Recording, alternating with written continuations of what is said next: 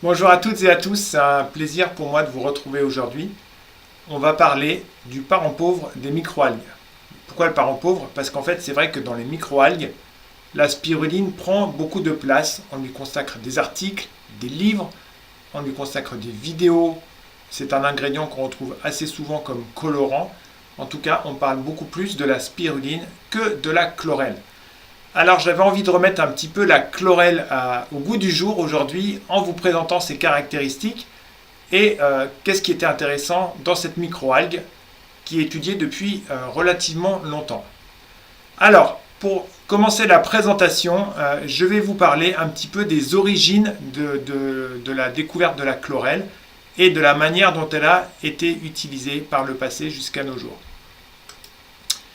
Donc la chlorelle a été découverte en 1890 et c'est vrai que c'est surtout au lendemain de la Deuxième Guerre mondiale qu'elle a été beaucoup étudiée, en particulier aux États-Unis où on y voyait là une espèce de solution miracle pour lutter contre la malnutrition et en particulier la famine parce qu'elle a un profil nutritionnel absolument exceptionnel, on le verra avec plus de 50% de protéines.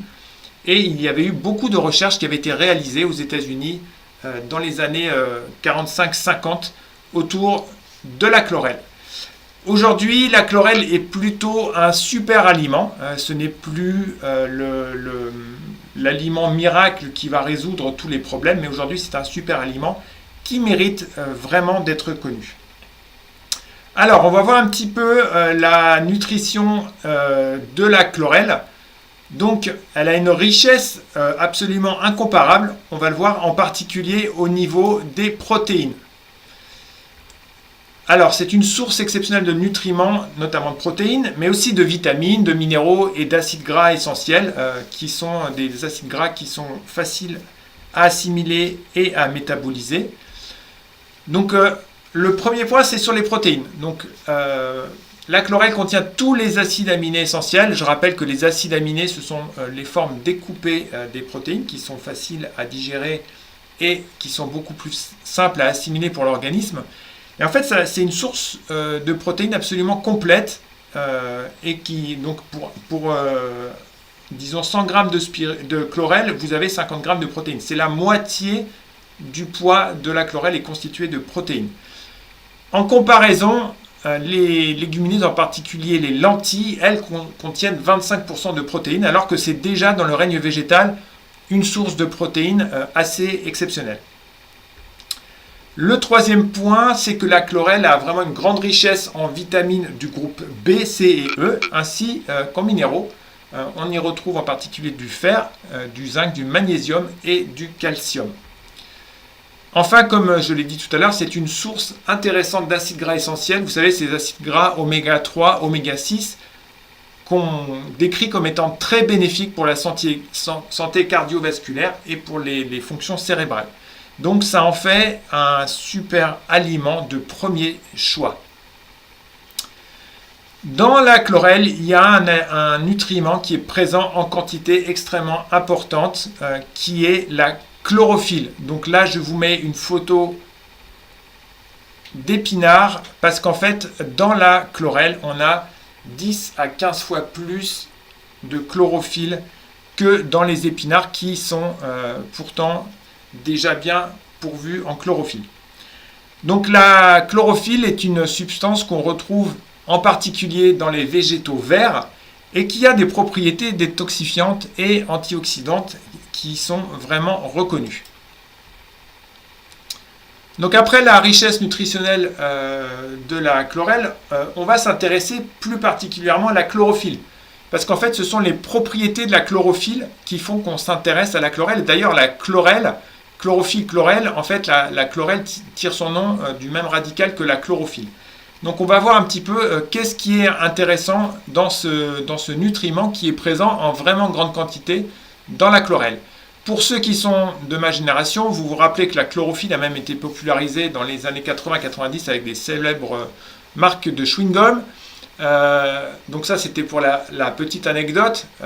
Néanmoins, la chlorophylle, de façon plus sérieuse et plus scientifique, est vraiment un nutriment très très intéressant.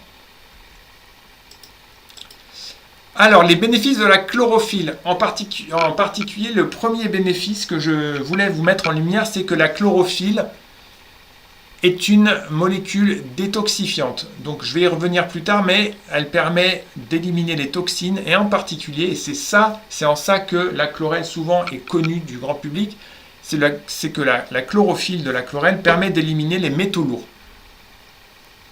C'est aussi une molécule qui est antioxydante et anti-inflammatoire car elle permet de protéger les cellules contre les dommages causés par les radicaux libres. Donc les radicaux libres, ce sont des substances qui sont produites par l'activité de notre organisme ou alors qu'on rencontre quand il y a des stress ou quand on est dans un environnement défavorable et les radicaux libres vont aller endommager en particulier les parois cellulaires. Donc il est possible de neutraliser ces radicaux libres, mais dans ces cas-là, il faut avoir des substances antioxydantes dans son alimentation. Et c'est une des fonctions principales aussi des fruits et légumes, c'est d'apporter en particulier des antioxydants pour aller neutraliser ces radicaux libres. Troisième point, c'est le soutien du système immunitaire. La chlorophylle soutient le système immunitaire parce que d'une part, elle va stimuler la production de globules blancs, et d'autre part, en fait, la chlorophylle peut aider à stimuler la production de globules rouges. De quelle façon? En fait, c'est assez amusant à observer et c'est assez intéressant. La molécule de chlorophylle est quasiment identique à la molécule d'hémoglobine. La seule chose qui va changer entre les deux molécules, c'est le centre de la molécule. Donc là, je vous ai fait une petite animation. Donc vous avez un centre en magnésium pour la chlorophylle et un centre en fer pour l'hémoglobine. Sinon, la structure moléculaire des deux, de la chlorophylle et de l'hémoglobine, se superpose impeccablement. Donc, les relations entre les deux ne sont pas encore parfaitement connues, mais en tout cas, il est clair que la chlorophylle aide à la production de globules rouges. Voilà, maintenant je vais vous parler de ce qu'on a évoqué, c'est-à-dire la chélation, en fait les particularités chélatrices qu'a la chlorelle. C'est-à-dire, qu'est-ce que c'est que la chélation? C'est qu'on stocke dans notre organisme un certain nombre de métaux lourds que le corps a rencontrés depuis qu'on est né ou même avant, finalement pendant la grossesse. Notre organisme a été confronté à des métaux lourds, donc dans un certain nombre de cas, il a pu les éliminer, mais dans d'autres circonstances, il les a stockés, ne les ayant pas reconnus. La chélation, c'est, en tout cas dans le cas de la chlorelle, c'est la capacité qu'a la chlorelle d'aller déloger ces métaux lourds qui sont stockés dans notre organisme et de les remettre en circulation pour qu'on puisse les éliminer. Donc on va voir un petit peu comment ça fonctionne. Donc la chélation, c'est une forme de détoxification, donc c'est le fait que la chlorophylle et aussi la sporopoléine aille se combiner avec les métaux lourds qui sont rencontrés dans l'organisme, et ces métaux lourds sont alors neutralisés. Ils peuvent par la suite être éliminés par les voies naturelles, donc par la bile qui est produite au niveau du foie et par l'urine qui est produite quand on urine. Donc ce sont deux voies d'élimination des métaux lourds.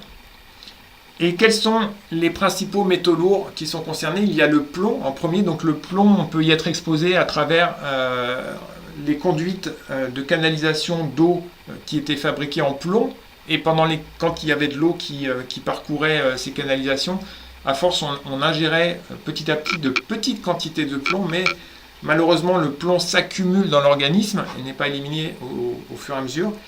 Le mercure, qu'on peut rencontrer dans deux cas de figure, par des intoxications, si on consomme trop de poissons qui évoluent dans un milieu pollué, ou alors il y a aussi un autre cas qui est connu, mais il y a d'autres cas bien sûr, mais je cite les deux les plus connus. En cas de dépose d'amalgame dentaire, c'est-à-dire que si vous allez chez le dentiste et que vous avez eu des amalgames dentaires il y a quelques décennies, qui étaient fabriqués à partir de mercure, même si le dentiste prend beaucoup de précautions, il y a un petit relargage de mercure qui peut se faire. Il y a le cadmium aussi qu'on peut trouver. Ça, c'est un petit peu les trois principaux métaux lourds qu'on peut rencontrer et sur lesquels la chlorelle peut agir en chélation. Et donc, qu'est-ce qui se passe avec les métaux lourds? Les métaux lourds, en fait, ça induit des troubles dans l'organisme. Vous connaissez certainement la maladie qu'on appelle le saturnisme, qui est une maladie liée à une trop grande concentration en plomb dans le sang. Donc, il y a des troubles neurologiques, cardiaques, bien sûr, et des troubles rénaux. Alors, petit plus, si vous faites une cure de chlorelle, on va vous inviter à utiliser aussi à ce moment-là de la coriandre. Donc, la coriandre, ce qui est intéressant, c'est qu'elle contient 3 molécules, de l'acide D-alpha-lipoïque, des acides phénoliques et des flavonoïdes qui vont aussi avoir ces propriétés chélatrices de métaux lourds.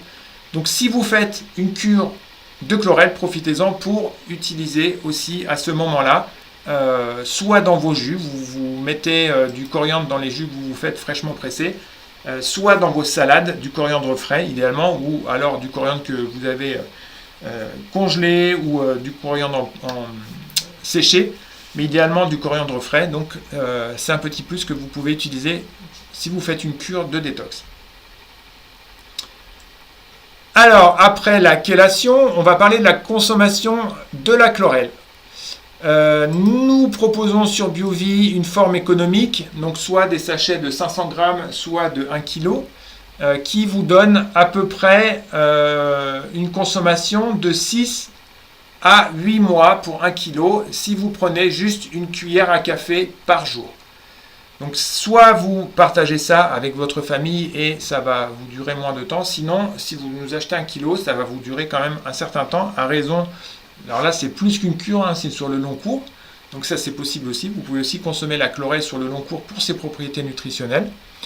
Et la façon de l'utiliser, c'est dans les smoothies, les yaourts végétaux, les jus que vous pressez chez vous avec un extracteur de jus, ou alors les jus du commerce, ou encore vous pouvez utiliser la chlorelle dans des préparations culinaires qui vont devenir vertes, bien sûr, vu la teneur en chlorophylle de la chlorelle. Voilà, et notre chlorelle, bien sûr, est de qualité biologique, parce que ça, c'est important d'avoir la meilleure qualité de chlorelle possible. Pour qui? Tout type de personnes, en dehors, bien sûr, des recommandations habituelles pour les femmes enceintes ou les très jeunes enfants, parce que ce n'est pas le meilleur moment pour faire des cures de détox dans sa vie lorsqu'on est enceinte ou qu'on est un petit bébé. Mais sinon, pour les personnes âgées, les jeunes, les adultes, toutes ces personnes peuvent utiliser la chlorelle sans souci. Et d'où vient notre chlorelle? Alors, dans notre cas, en fait, on propose une chlorelle de culture bio en plein air. Donc, ce sont de vastes bassins, en fait, qui sont à l'air libre, qui sont, pour notre cas, en Mongolie chinoise, dans un secteur rural où il y a un fort taux d'ensoleillement, 2-3 000 heures de soleil par an, parce que la chlorelle a besoin d'avoir du soleil pour pouvoir grandir et se multiplier. Bien sûr, cette chlorelle est de qualité biologique. Voilà, la dernière chose dont je voulais vous parler, c'est l'utilisation de la chlorelle. Donc vous pouvez l'utiliser en cure, bien sûr, donc des cures de chlorelle pour quelques semaines. Si vous vous faites conseiller par un professionnel de santé, il va vous indiquer la durée idéale. Vous pouvez la faire comme ça ponctuellement, ou alors quand vous avez suspicion d'un moment où vous êtes intoxiqué, ou alors quand vous êtes en train de vous nettoyer de quelque chose. Donc je peux citer quelques cas. Il y a par exemple les personnes qui sont en sevrage tabagique qui ont besoin de se débarrasser de la nicotine. Il y a des personnes en post-chimio qui ont eu des médicaments relativement forts et qui ont besoin là de faire un moment de nettoyage. Il y a des cas d'exposition quand vous avez été dans un environnement professionnel qui était particulièrement agressif, où vous avez pu être exposé à des métaux lourds. Tout ça, c'est des cas. Il y a le cas que j'ai cité tout à l'heure, si vous faites déposer des amalgames dentaires. Enfin, c'est des cas de la vie courante où là, c'est très pertinent de faire une cure de nettoyage. Vous pouvez aussi utiliser la chlorelle au long cours en complément alimentaire parce que c'est une source très riche en protéines, vitamines, minéraux antioxydants. Et en fait, la chlorelle va vous permettre de faire face à des petites lacunes nutritionnelles si vous pensez en avoir. Et comme on l'a vu, elle va soutenir le système immunitaire et favoriser le fonctionnement optimal de l'organisme. Voilà. Je vous remercie beaucoup de m'avoir écouté. Si vous appréciez ce format de vidéo dans lequel en fait on mélange en même temps une présentation orale avec des diapos, dites-le nous en commentaire. Si vous avez d'autres questions sur la chlorelle, n'hésitez surtout pas à nous les poser. On y répondra avec plaisir. Et surtout, si vous avez envie de découvrir d'autres vidéos sur les produits qu'on propose, abonnez-vous. On aura la joie de vous proposer des nouveaux contenus très prochainement. Surtout sur des produits ou des aliments qui sont un petit peu méconnus ou moins populaires que d'autres. En tout cas, je vous remercie de m'avoir suivi. Merci du temps que vous avez consacré à regarder cette vidéo et je vous remercie bien pour votre confiance. Je vous dis à très bientôt.